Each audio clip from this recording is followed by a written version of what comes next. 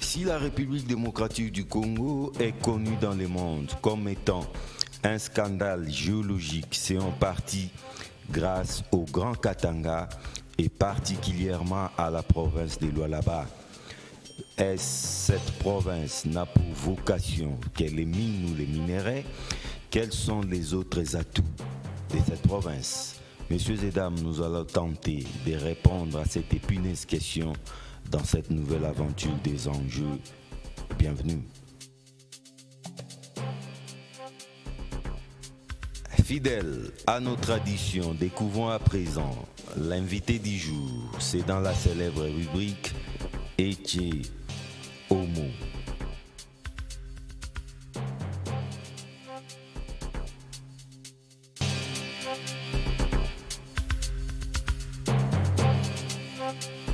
Mathieu Kayouka.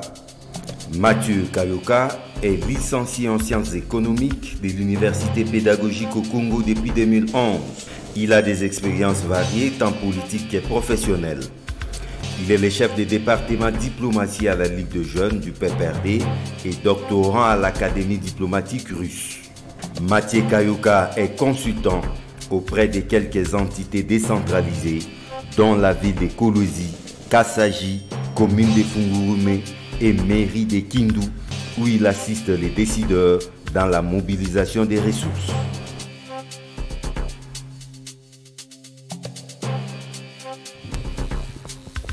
Mathieu Kayouka, laissez-moi avouer, c'est un réel plaisir de vous recevoir pour la toute première fois dans le jeu. C'est un plaisir également pour moi d'être reçu sur votre plateau depuis que cette émission existe. Sinon, comment vous allez? Oui, nous allons bien par la grâce de Dieu et nous tenons et nous sommes venus aujourd'hui pour que nous puissions parler de certaines choses, de certains faits qui émaillent l'économie et le fonctionnement de notre pays. Parler de certaines choses, mais on ne parlera pas de ça de vous, rassurez-vous. On s'installe confortablement pour en parler. Mathieu Kayouka, vous nous venez fraîchement de Lualaba.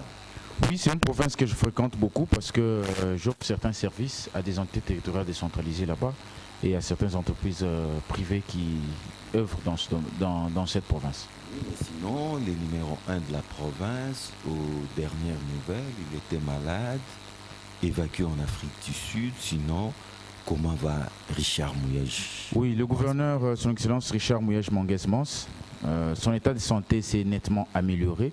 Et nous parlons beaucoup plus sur son prochain comeback ou son retour sur Kinshasa, ensuite sur Kolwezi, pour qu'il puisse vaquer librement à ses occupations aux charges et faire face aux charges que lui ont confiées les Lualabais à travers l'Assemblée provinciale.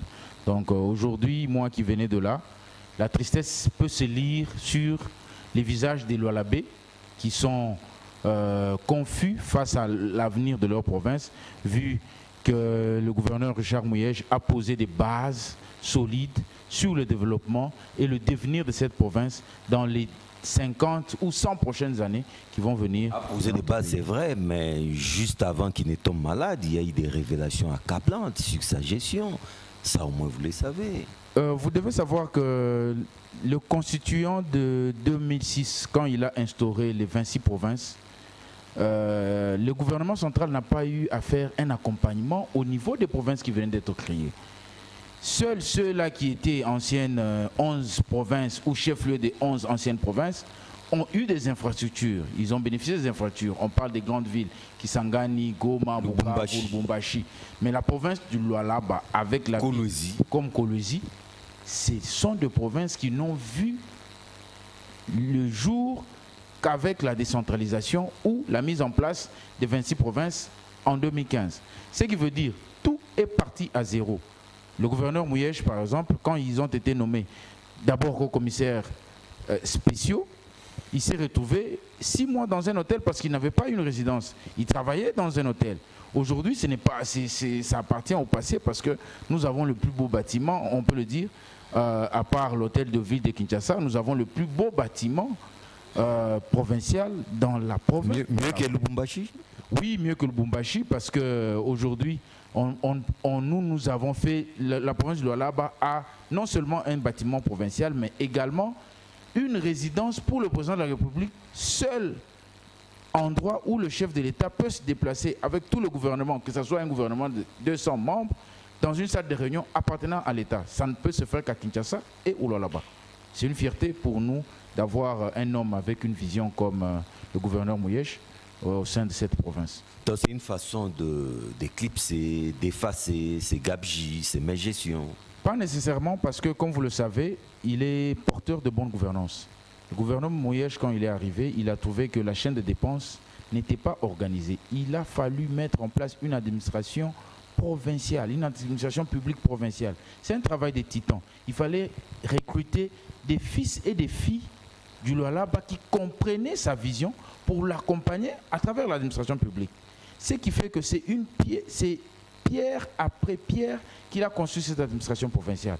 Donc, hier... Sueur après sueur. Sueur après sueur, des efforts consentis, des sacrifices pour que nous puissions avoir une orthodoxie dans la gestion des affaires publiques dans cette province. Hier, sans qu'il y ait une pression, sans qu'il y ait un audit en soi, le gouverneur Mouyesh a mis en place la direction générale de passation de marché, où le directeur général ici à Kinshasa s'est déplacé avec des experts qui ont formé de jeunes gens du Lualaba qui ont accepté d'accompagner Mouyesh pour la bonne gouvernance au sein de sa province. Hier encore, il y a une mission de l'inspecteur général des finances qui s'est journée dans la province de Lualaba, qui a promis de revenir avec des experts pour former les jeunes gens du Lualaba dans la chaîne de la dépense. Comment ça fonctionne? On ne doit pas seulement avoir une chicotte, mais il faudrait avoir également une carotte. Une carotte pour des institutions qui œuvrent ou qui sont dans le processus de la chaîne de la dépense. Ils doivent former.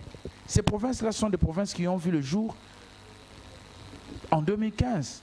Le gouvernement central a eu des responsabilités qu'il n'a pas honorées. Si déjà nous savons que la rétrocession de 40% des recettes produites date de très longtemps que les provinces ont reçu, c'est-à-dire que c'est une administration qui s'est formée avec les moyens de bord, avec des moyens propres pour mettre en place et les directions au niveau des provinces et les services de mobilisation des recettes qui existent aujourd'hui.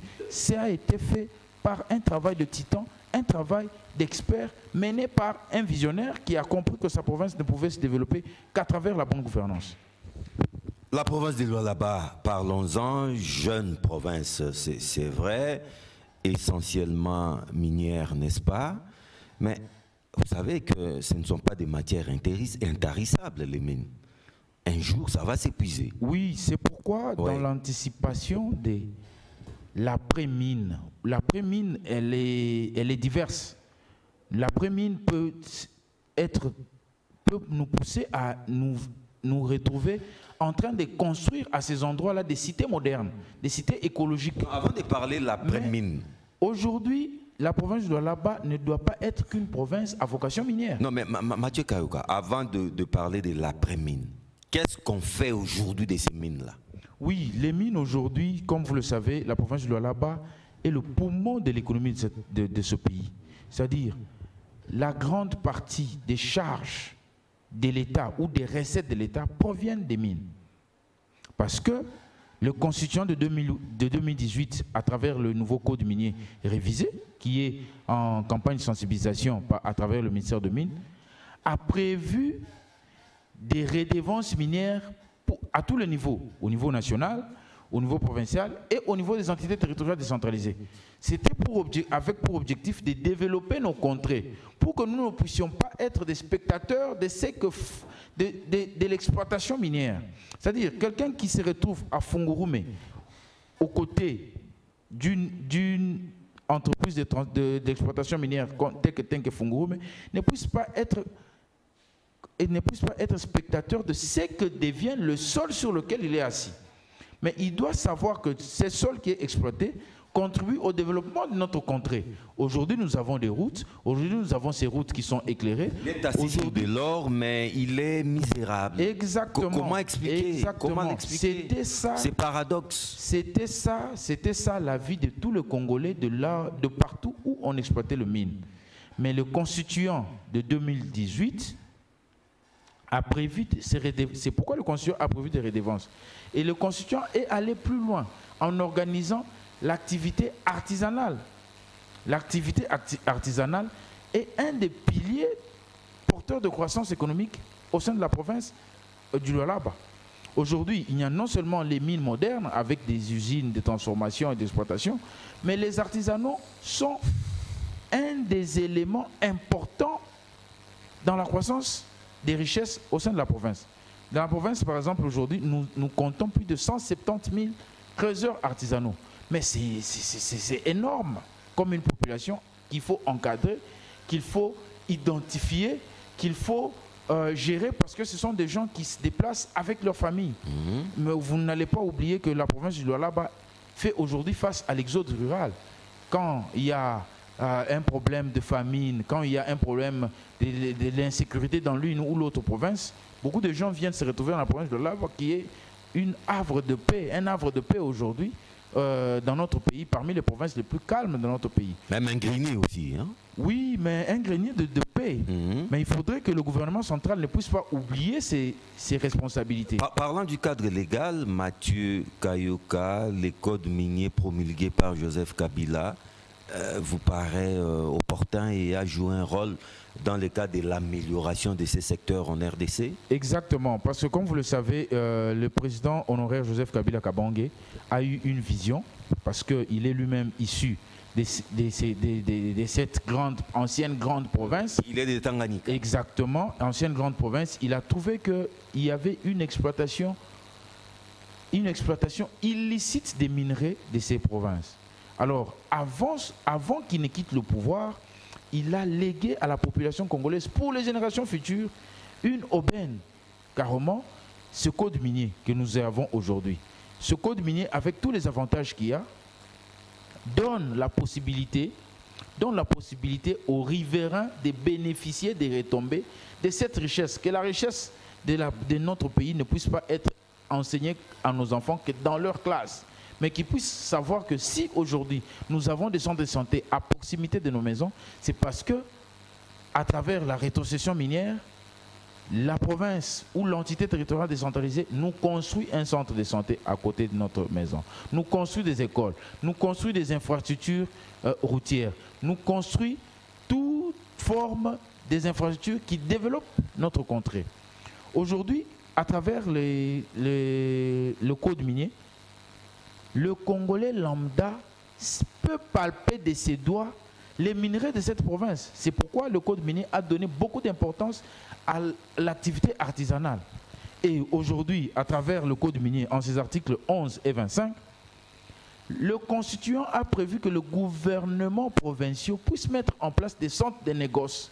Ces centres de négoce qui doivent être des grandes places d'échange des métaux. Et une sorte de marché boursier. Une sorte de marché boursier, exactement. C'est l'idée principale du constituant, pour qu'il y ait un marché boursier où s'effectuent les échanges entre les acheteurs et les vendeurs de matières premières, mais qui sont des artisanaux. Désormais, le Congolais, je peux prendre le cas de la province de Lualaba également, où le gouverneur Mouyèche a mis en place les centres de négoce à Moussompo. Ces centres de négoce s'affirment aujourd'hui comme un lieu d'échange. Aujourd'hui, même les banques s'affluent pour ouvrir des agences au sein de ces centres.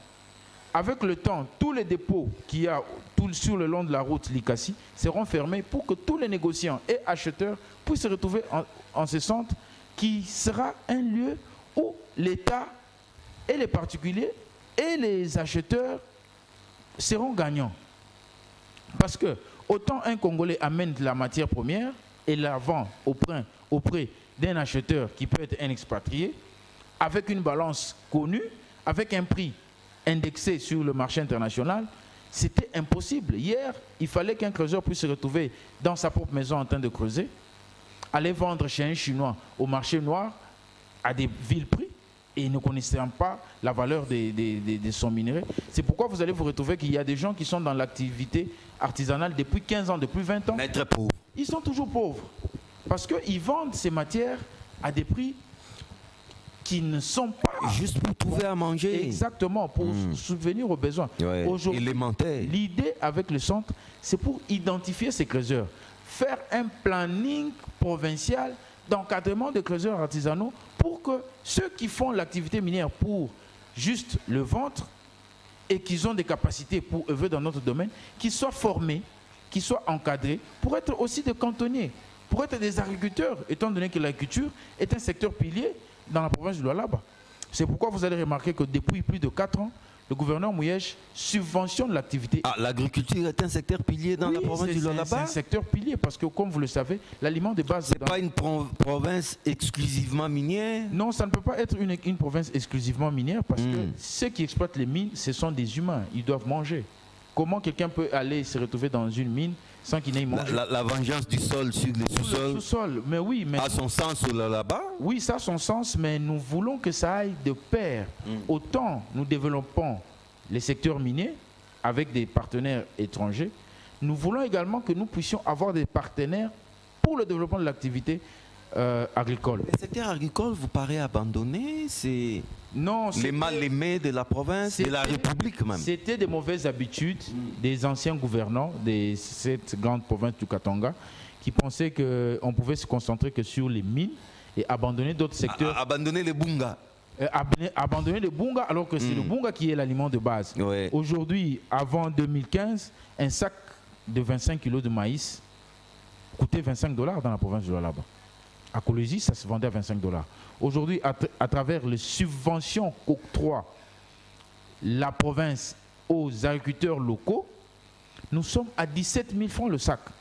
C'est-à-dire, la province du Lualaba aujourd'hui a atteint l'autosuffisance alimentaire et n'importe plus le sac de farine, de maïs aux pays voisins.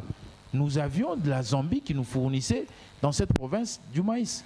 Aujourd'hui, c'est des choses impossibles.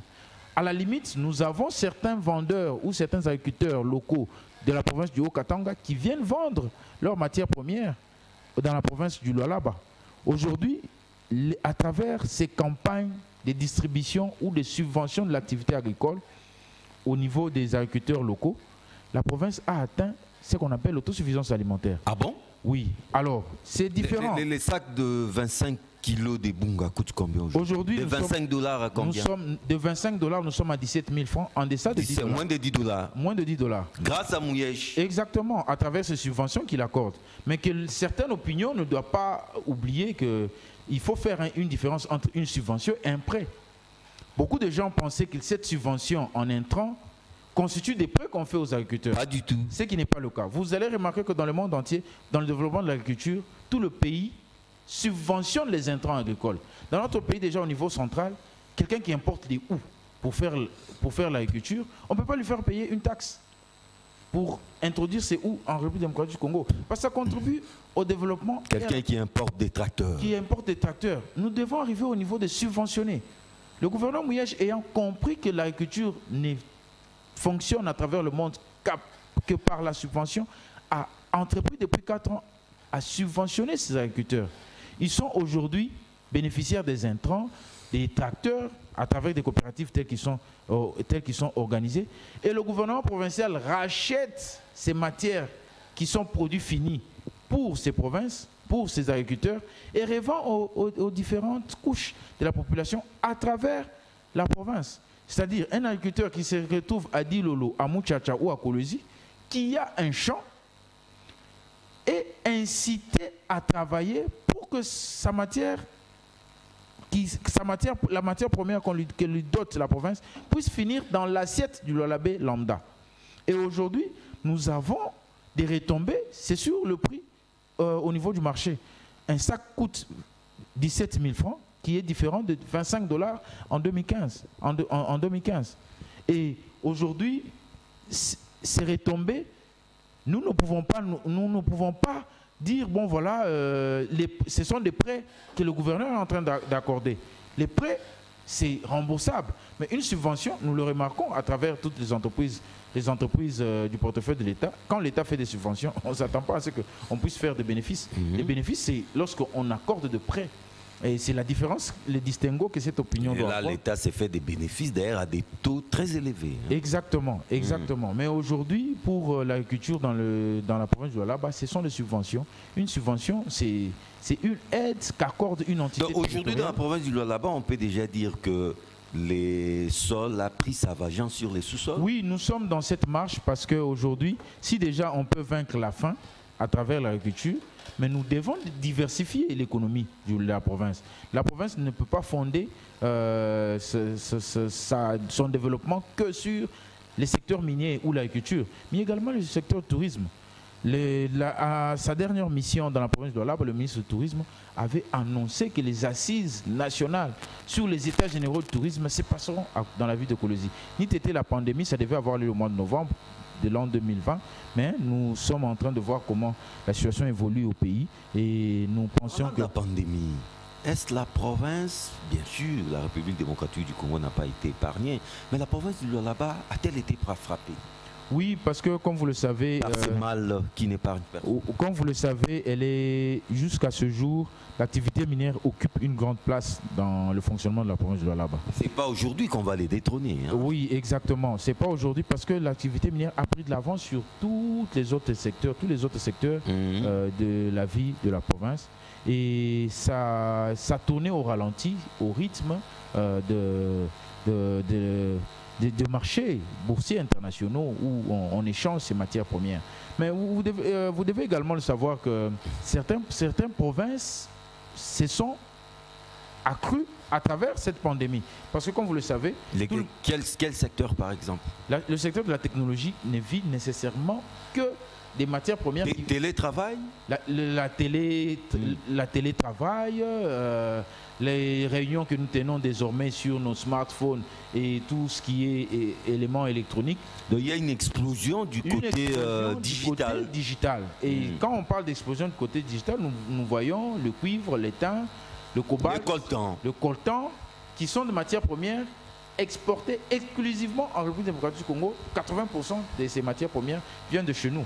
Mais ces usines ont continué à travailler malgré un rythme un peu ralenti. Mais c'est ce qui fait également qu'aujourd'hui, sur le marché boursier, une tonne de cuivre équivaut à 9 000 $ et le cobalt, nous sommes à plus de 51 000 $. Ce qui veut dire que c'est un secteur qui n'a pas connu beaucoup de ralenti, comme tous les autres secteurs, comme par exemple le commerce. Aujourd'hui, le secteur minier est en vogue. Et ça va aller d'une année à une autre. Et c'est pourquoi il faut que le gouvernement central puisse être conséquent dans ses stratégies, dans la gestion de ces secteurs et de ces matières premières qui sont indexées chez nous. Secteur minier, secteur agricole, secteur touristique. De ce côté, le Lualaba n'a pas encore fait ses preuves. Oui, nous sommes encore à nos débuts, surtout dans le secteur touristique également. À son arrivée dans la province... Or, c'est faux. La province du Lualaba n'avait que 60 Dire qu'il n'y a rien à voir au Lualaba, c'est fou. Non, parce que même les fleuves Congo tirent sa source de Lualaba. Exactement. C'est parmi au Lualaba, il y a des sites qui sont considérés comme des vestiges de notre pays. Nous avons le site de Bonkeya, nous avons les plages des Katebi, qui sont des endroits que les touristes peuvent venir. Aujourd'hui, à travers son programme, le gouverneur Mouyèche construit ce qu'on va appeler désormais le premier aéroport international de la République démocratique du Congo. Conçu aux normes internationaux. Mieux que l'aéroport international d'Indjili. Oui, ça sera plus que l'aéroport international d'Indjili parce que il a prévu 6 quais, ce qui n'est pas le cas à l'aéroport international d'Indjili. Avec 6 quais, nous pouvons assister à un vol qui peut faire New York-Kolwezi, Djobour-Kolwezi, sans passer par la ville de Kinshasa ou par l'aéroport de Singapour-Kolwezi. Nous allons assister à cela parce que le grand nombre des investisseurs provient nécessairement de ces coins-là où il y a des grands marchés, où il y a des grandes banques qui achètent des matières premières qui proviennent de la province du Lualaba. Alors, il y a beaucoup de sites qui existent déjà, mais qui font appel à des investisseurs pour construire des infrastructures hôtelières pour accueillir des touristes qui doivent venir. La province du Lualaba n'a rien à envier aujourd'hui en termes des infrastructures hôtelières à toutes les autres grandes villes. de notre pays. Il y a à peine 10 ans. Il y a à peine 5 ans. Peut-être 5 ans, Kolwezi était un vaste village. Exactement. Il n'y avait à peine que 30 chambres dans une ville comme Kolwezi. Aujourd'hui, nous sommes dans une fois, j'étais à Kolwezi, il y a 5 ans, j'ai passé une nuit dans une voiture. Exactement. Même l'expérience de la conférence minière a prouvé qu'il y a eu des investisseurs, il y a eu des personnalités qui ont passé une nuit dans des véhicules parce qu'il n'y avait pas assez d'hôtels. Mais à travers sa politique d'expansion de ces secteurs, le gouverneur Mouyej a parrainé des prêts à certains opérateurs économiques qui évoluent dans ce secteur. Aujourd'hui, la province de Lualaba a des hôtels 5 étoiles, 4 étoiles, 3 étoiles, comme dans toutes les grandes villes. Et on n'a pas envié les hôtels de Lubumbashi ni de Kinshasa parce qu'il y a les mêmes infrastructures et qui continuent à se développer dans cette province et dans cette ville. Dans cette matière, le Lualaba n'a aucun complexe. Exactement. Il n'y a aucun complexe aujourd'hui d'être logé dans un hôtel 5 étoiles au Lualaba ou dans un hôtel 5 étoiles à Kinshasa. C'est à égalité ou dans des qualités meilleures parce que c'est encore récent. Ce sont des infrastructures qui sont construites il y a moins de 5 ans. C'est encore tout récent. Donc c'est un des secteurs qui est également dans le programme du gouvernement Mouyej et qui se développe tel que nous sommes en train d'y assister aujourd'hui. Mathieu Kayoka, on va revenir sur la province de Lualaba bien sûr, mais il faudra aussi parler politique, n'est-ce pas? Parce que vous êtes un cadre du PPRD, hein? Oui, je suis chef de département relations internationales et diplomatie. Tout à fait, on l'a vu dans votre portrait. Mais aujourd'hui, le PPRD, l'apprentissage dans l'opposition, ça va? L'opposition vous apparaît comme une pilule à main? Le PPRD a eu à connaître beaucoup de mutations dans ce qui est devenu aujourd'hui le Parti du peuple pour la reconstruction et la démocratie, parce que nous tirons nos sources dans la lutte qu'avait commencé Mouzé dans les montagnes de l'Emer à l'est de notre pays. Et dans cette transformation, nous sommes passés d'un parti politique à un mouvement militaro, nous sommes passés d'un mouvement populaire dans le cas du CPP vers le PPRD. Et aujourd'hui, 18 ans durant, nous avons géré ce pays. Nous sommes une descendance de l'AFDL parce que nous tirons nos sources dans les luttes ouvrières qu'ont connues notre pays pour la libération de ce pays. Nous avons tiré nos sources dans Lumumba, Mouzé, Joseph Kabila, et nous allons continuer comme ça pour que cette lutte ne puisse pas être vaine. Aujourd'hui, nous avons cédé le bâton de commandement parce que du haut de notre expérience des 3 cycles électoraux organisés et gagnés haut le main à travers l'Assemblée, pour les assemblées, que ce soit au niveau provincial, que ce soit au niveau national, nous avons cette expérience qui nous permet de faire face à toutes les situations qui peuvent venir ou advenir à notre mouvement politique. Ce qui advient aujourd'hui dans notre pays, nous ne pouvons pas nous appeler d'une opposition parce que c'est un hold-up. Après une élection, il y a une famille politique qui a gagné l'Assemblée nationale, les législatives. Les législatives, disons, et pouf, par le coup des billets de banque et de corruption, on se réclame. Non, pas par un dynamisme politique. À une majorité qui est autre que celle proclamée par la CENI et la Cour constitutionnelle. Il y a eu un mouvement vibratoire au sein de l'hémicycle. Et il y a eu glissement de la majorité. Ça peut arriver. La classe politique congolaise est la même depuis 1960. Vous connaissez tous les bévues de cette classe politique. C'est pourquoi, dans sa vision, notre camarade président national Joseph Kabila Kabange a parlé du renouvellement de la classe politique. Le renouvellement de la classe politique, nous devons être à mesure d'exclure, nous, la génération d'après 1970, nous devons être en mesure de mettre à la retraite tous ceux-là qui ont participé à tous les conciliabules de ce pays. Nous ne pouvons pas avoir des gens qui ont participé à la table ronde, aux concertations nationales, à la CNS, Sun City, accord de l'OIA, accord, tout ce que nous avons comme nom des accords et continuer à régner en maître sur la classe politique de notre pays. Parce que ce sont des gens qui traînent avec eux tous les vestiges, que ce soit du moboutisme, du kabilisme, du tshisekidisme, du lumumbisme. D'autres vont tirer des sources, même je ne sais dans quel autre mouvement, et qui se transforment au gré de vagues électoraux. Quelqu'un qui était en 2006 opposant, il s'allie à l'autre, il s'est fait ceci. Ce sont eux qui sont en train de détruire notre démocratie, notre jeune démocratie, ils n'ont pas été habitués aux élections. Après une élection, ils devaient trouver une autre couleur. Aujourd'hui, ce que nous sommes en train d'assister, c'est une violation pure et nette de la Constitution congolaise. La Constitution a été violentée, les cours et tribunaux ont été déflorés parce qu'on ne peut plus parler d'une existence de cours et tribunaux en vrai terme. Le gouvernement est carrément quasi inexistant parce que jusqu'à ce jour, plus de 106 jours, nous ne connaissons pas qui sont ministres, qui ne le sont pas. Le président de la République peut aller signer des contrats avec certains partenaires à l'étranger sans qu'il y ait un accompagnement des chefs des corps au niveau du gouvernement qui sont répondants, qui doivent exécuter ces programmes. Aujourd'hui, nous assistons à toutes sortes. Comme vous le savez, au début de cette mandature, vous avez assisté à un vaste programme de 100 jours qui s'est accouché. Les gouvernements, maintenant, la sortie du gouvernement, c'est une affaire de heures, hein, Mathieu? Oui, c'est une affaire de heures. Au moment où nous faisons cette émission, les gouvernements sont déjà connus. Nous sommes déjà au 68e jour. Oui. Or, quand on a fait le hold-up au niveau de l'Assemblée nationale, on disait déjà qu'il y avait un gouvernement qui s'est mijoté déjà, il y avait une ossature, il fallait que ça soit publié juste après l'élection au niveau, si on peut appeler ça, après le simulacre de l'installation des nouvelles institutions au niveau de l'Assemblée nationale et du Sénat. Mais aujourd'hui, 68 jours après, nous ne savons pas à quel sens se vouer. Un peu de patience. Qui est ministre, qui ne l'est pas, qui est Premier ministre, un peu de patience. Qui ne l'est pas. Non, le Premier ministre est connu. Le Premier ministre est connu, il s'appelle Samalou Kondé. C'est le fruit.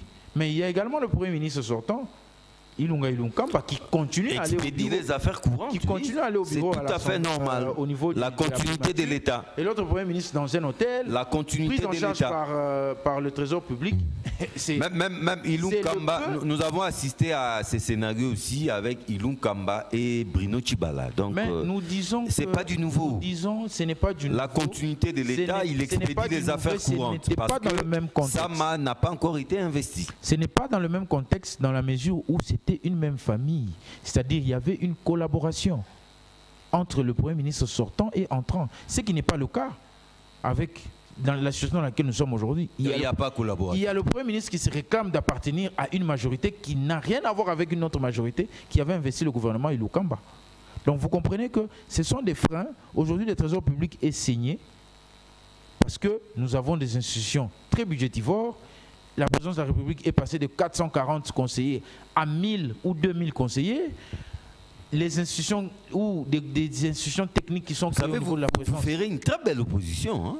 Nous ne pouvons pas faire une très belle opposition parce que aujourd'hui, nous sommes, selon les élections de 2018, nous gardons l'émanation de la majorité populaire exprimée dans les urnes. Cette majorité qui existe aujourd'hui, ce n'est pas une majorité des urnes. C'est pourquoi nous disons que nous allons continuer à résister face à tout ce que nous assistons aujourd'hui,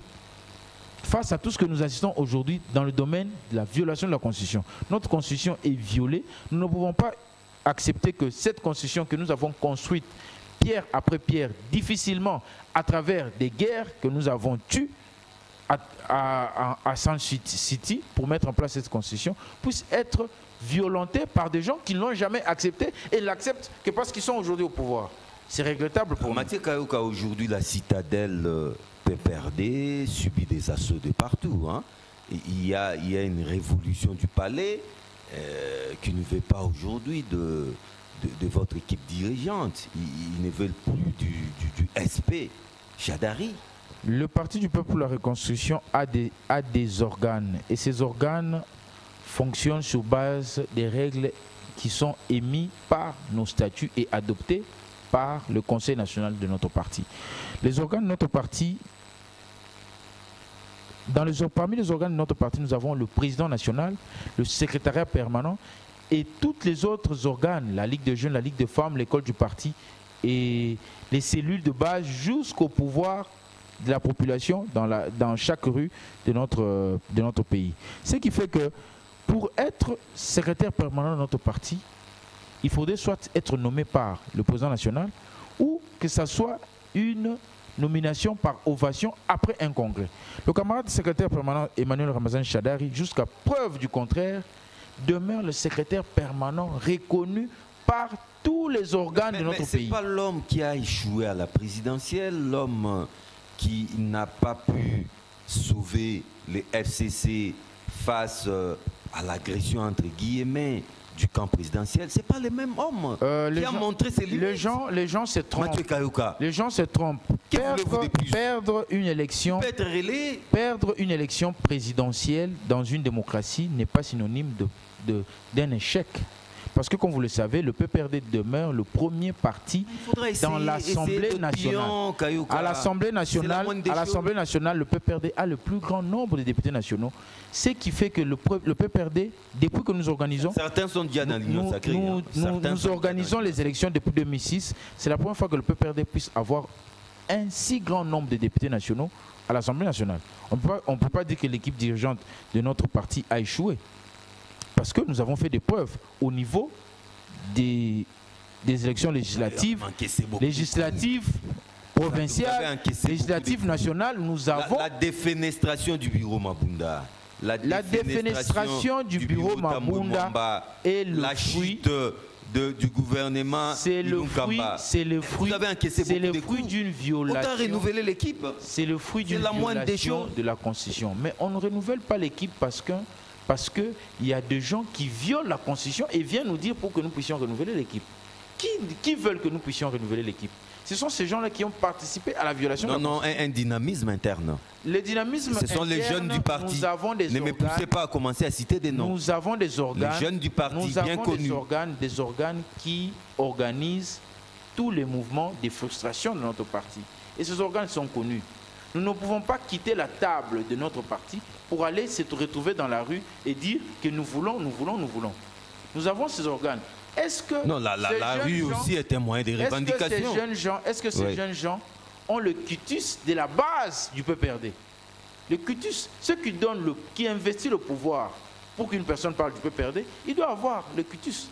Est-ce que nos populations, que ce soit en province ou ici à Kinshasa, acceptent ce que ces jeunes gens sont en train de faire? Ce sont des jeunes qui vous ont beaucoup servi dans des salles besognes. Hein. Et ici, ils sont même prêts à éventrer les bois. Ils sont prêts à éventrer les bois. Aujourd'hui, il faut faire attention. Le PPRD, c'est un parti de paix. Le moment venu, ce sont des camarades de notre parti qui viendront autour d'une table.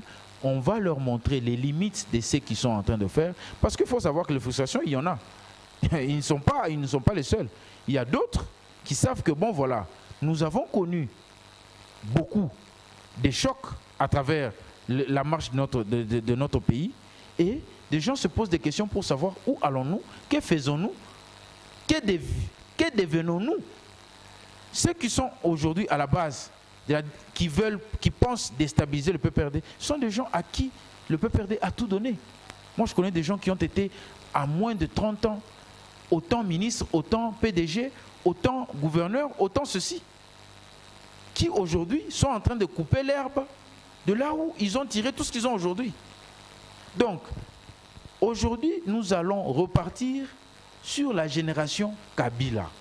La génération Kabila, c'est cette génération qui a vu ce pays être construite. Aujourd'hui, le PPRD a 19 ans. Les jeunes qui étaient nés le jour où on a créé le PPRD et camarade du PPRD aujourd'hui. Il est majeur. Hein? Il est majeur aujourd'hui. Il peut avoir sa carte. Il peut avoir sa carte de membre de parti. Celui-là a besoin que ce parti aille de l'avant. Parce que c'est un parti qui a posé des bases, que ce soit dans l'architecture gouvernementale, que ce soit dans les infrastructures de développement de notre pays, que ce soit dans l'éclosion diplomatique de ce pays. Ce jeune homme aura une belle histoire à raconter parce qu'il va se dire, ça s'est fait quand nous sommes venus au monde. Mathieu Kayouka, c'est parce que vous êtes politique qu'on a parlé de ça, mais le peu de temps qui nous reste, qu'est-ce que vous pouvez dire en guise de conclusion? Comment voyez-vous l'avenir de cette grande province? L'avenir de la province est construite par des institutions stables. C'est pourquoi il faudrait que le quinquennat tel qu'il a commencé puisse aller jusqu'à sa fin. Ça va faire 10 ans de gestion d'un visionnaire à la tête de la province. pour le développement de cette province. Cette province doit aller de l'avant à travers ses fils, la volonté de ses fils. Autant il y a les gouvernements provinciaux, autant il y a des entités territoriales provinciales qui ont des responsabilités, mais autant le Lualabé lambda a des devoirs envers sa province. Il doit aimer sa province, il doit contribuer au développement de cette province. Pour le développement de cette province, il faut que tous les Lualabé parlent d'une seule voix. Pour parler d'une seule voix, il faut se retrouver autour d'une table. S'il y a un problème, le résoudre autour d'une table pour le développement de la province. Nous ne pouvons pas développer la province à travers des querelles, parce que nous avons vu ce que ça a donné des querelles dans l'est de notre pays et c'est que nous assistons comme conséquence. Nous ne pouvons plus faire. Les mines ne doivent pas être le nerf de la discorde de nos populations. Il ne faut pas que chacun puisse chercher à défendre son coin, son village, à travers les armes, à travers des armes, parce qu'il y a un puits où il y a des gisements miniers. Comme ça se fait aujourd'hui à l'est de notre pays, des situations déplorables. Et le là-bas doit demeurer un havre de paix. Pour qu'il demeure un havre de paix, il faudrait qu'il y ait une vision dans le chef de ses dirigeants.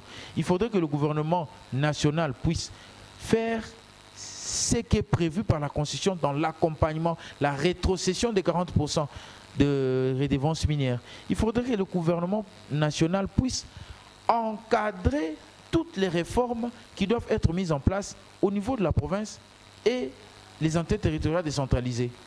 Donc, aujourd'hui, la province ne peut aller de l'avant que s'il y a la paix, que s'il y a la concorde dans le chef de ses dirigeants et de ses administrés. Mathieu Kayouka, vous parlez là-bas avec beaucoup de passion. Un mot par rapport au gouverneur Liège et ça sera également votre mot de la fin. C'est beaucoup des encouragements parce que, comme vous le savez, il vient de connaître une maladie et aujourd'hui sa santé s'est nettement améliorée et le Lualaba l'attend. Les Lualabé ont encore cette tristesse de le savoir en dehors du pays surtout, mais son retour est vraiment imminent. Et a-t-il déjà adhéré à l'Union Sacrée? L'Union Sacrée, comme vous le savez, le gouverneur Mouyège était dans l'Union Sacrée avant même que les gens ne puissent commencer. Les déluges arrivent. Hein? Avant même que les gens ne puissent vite prendre part à cette arche. Si l'Union Sacrée a pour nom développement de ce pays, le déluge est déjà passé par l'hémicycle des Lignes. Déjà adhéré. Bientôt, ce sont les provinces. Avant des signatures en cascade. Il s'est mis à l'abri. Hein? Les gouverneurs y a déjà adhéré avant les signatures en cascade, parce que c'est le développement. Le chef de l'État, quand il annonce l'Union Sacrée, il dit c'est pour le développement de ce pays. Or, le développement de ce pays a commencé par la province du Lualaba, avant de parler de toutes les autres provinces. Donc, on ne voit pas quelqu'un qui était déjà dans l'Union Sacrée, qui va encore aller adhérer, qui va encore signer je ne sais quel autre document, parce que lui prend déjà tout ce que est en train de rechercher la population congolaise. Le développement... Il a tourné les dos à Joseph Kabila Kabange. Joseph Kabila, c'est un homme adhérent à l'Union Sacrée. Intertemporel. Il n'a 45 ans, on ne peut pas l'envoyer à la retraite.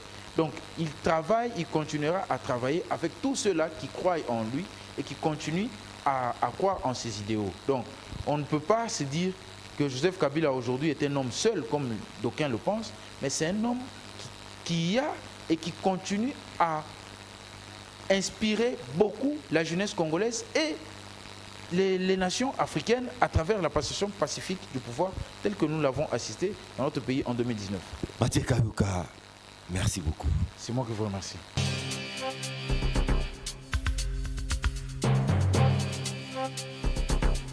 Mathieu Kayouka a été suffisamment éloquent. Cette grande province de Lualaba n'est pas qu'une province minière, c'est aussi une province à vocation agricole et pourquoi pas touristique.